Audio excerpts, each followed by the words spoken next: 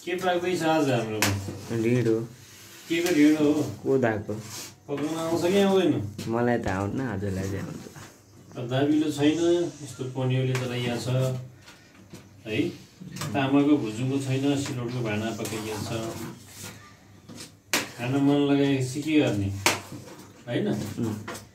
भाँडा नभए नि यसैमा निर्वाह गर्ने, खाने।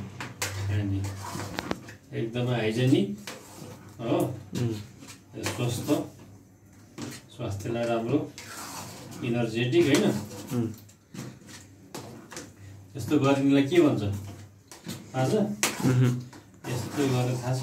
थाहा छैन। यस्तो गरेको ढिँडो मस्काएको भन्छ यसलाई है। के भन्छ? मस्काएको ढिँडो। ढिँडो मस्काएको। यसरी मस्काउने यस्तो भाँडोलाई के भन्छ? त्यसलाई दाबिलो भन्छ। दाबिलो हुनुपर्ने, यो दाबिलो होइन है। यो चाहिँ पनिर जस्तो चम्चा भनौँ न, सानो सानो ठुलो चम्चा, ले चाहिँ निर्वाह गरिएको छ।